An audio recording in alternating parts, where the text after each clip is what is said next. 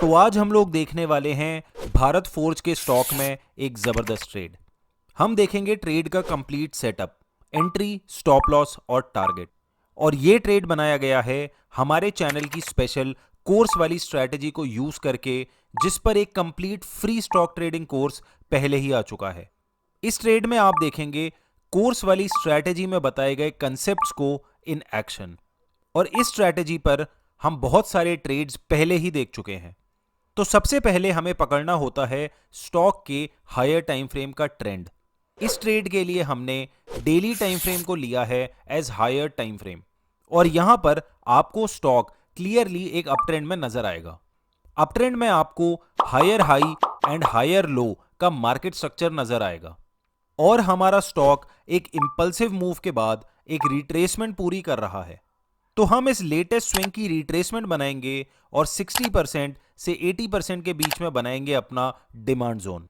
Demand zone एक ऐसा zone होता है जहां से स्टॉक के बाउंस बैक होने के काफी अच्छे चांसेस होते हैं।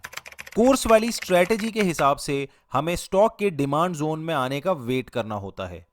तो अब हम चलते हैं स्मॉलर टाइम फ्रेम में एकदम प्रिसाइज एंट्री बनाने के लिए। तो अब हम आ गए हैं 75 मिनट्स के चार्ट में, जो कि होने वाला है हमारा स्मॉलर टाइम फ्रेम। 75 मिनट के चार्ट में स्टॉक आपको डिमांड जोन की तरफ आता हुआ नजर आएगा, और यहां पर क्लियरली स्टॉक एक डाउन ट्रेंड बनाता हुआ दिखेगा। जब स्टॉक डिमांड जोन में आ जाएगा तब हमें रेडी रहना है चेंज इन बिहेवियर के लिए।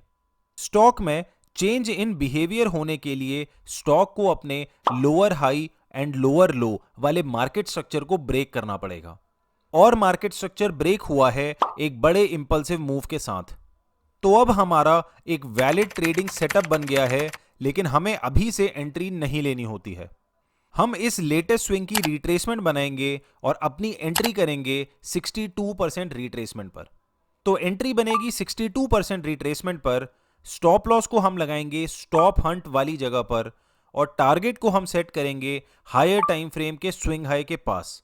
तो इस तरह से हमारा ट्रेडिंग सेटअप कंप्लीट हो गया है, और हमें एक high reward to risk ratio वाला trade, 3:1 reward to risk ratio वाला ट्रेड मिल गया है। इसका मतलब है कि अगर आपने इस ट्रेड में 1000 रुपीज का रिस्क लिया होता तो आपको उसके बदले में 3000 रुपीज का रिवॉर्ड मिल सकता था, और ट्रेड बनने के बाद हमें एक अच्छी एंट्री मिल जाती है।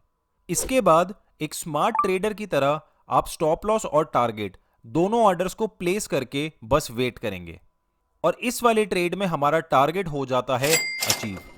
तो क्या आपने भी भारत फोर्ज के स्टॉक में ट्रेड बनाया था, या आपसे ये वाला ट्रेड मिस हो गया था? हमें कमेंट करके नीचे जरूर बताइए। और अगर आप अभी तक कोर्स वाली स्ट्रैटेजी के बारे में नहीं जानते हैं तो अभी जाइए हमारी कोर्स की कंप्लीट प्लेलिस्ट पर, जिसका लिंक मैंने डिस्क्रिप्शन बॉक्स पर डाल दिया है।